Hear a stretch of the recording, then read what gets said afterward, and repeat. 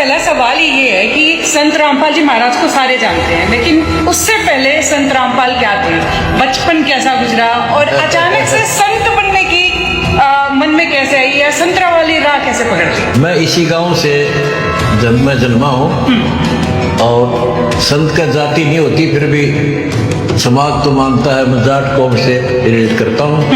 मेरी बचपन में अच्छी रुचि थी भगवान, बहुत रुचि थी।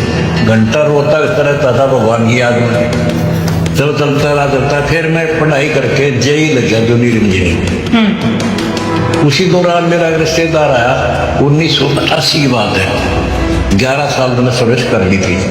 उसने बताया कि आप भक्ति करो। जी मैं भक्ति तो बहुत करता हूँ, ऐसे नहीं गुरु बिन भक्ति नहीं होती। तो उसके कहने से मैं उसके पास चला गया। 2 संत थे, परम संत। वहां जाने के 1-2 बार उनसे कोई गुस्ताखी भी की, प्रशंसन की, पर उसके आगे पार नहीं बसाई। उन्हें ऐसे सटीक जवाब दिए, उनको समर्पित कर दिया। स्वामी राम देवानंद जी महाराज, वो ब्राह्मण जाति से हैं, गांव पैतावास कला चरखीदार जी।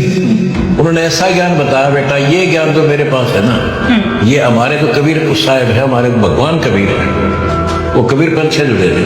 जो कबीर साहब ने तो ज्ञान दिया है ना, वो ज्ञान असल है, और वो ही हमारे वेद गीता पुराणों में है।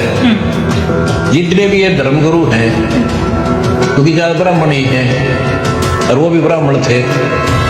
जब उन्होंने इस तरह बात करी कि वो कति ज्ञान नहीं है, कोरी दंत कथा सुना रहे, तो मैं बर्दाश्त ये पड़ गया कि खुद ब्राह्मण है, जाति से है, और ऐसा बोल रहे हैं। दुख हुआ क्योंकि मैं कृष्ण राम का पुजारी तगड़ा था। वैसे आज भी हम भक्ति उनकी भी करते हैं। उनका तो गीता वेद पुराण एक बार दोबारा देख अपने दृष्टिकोण से। और कबीर साहब के मैं उससे मिला। उसके बाद 1988 मैंने नाम ले लिया। फिर 1995 मेरे को दीक्षा देने का आदेश दे दिया, उत्तराधिकारी बना दिया।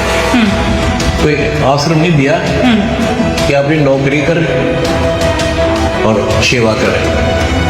फिर नौकरी करते करते 1995 में ये ऐसी परिस्थिति आ गई कि एक ही काम हो सकता था, चाहे नौकरी कर लूं या भगवान की सेवा कर लो।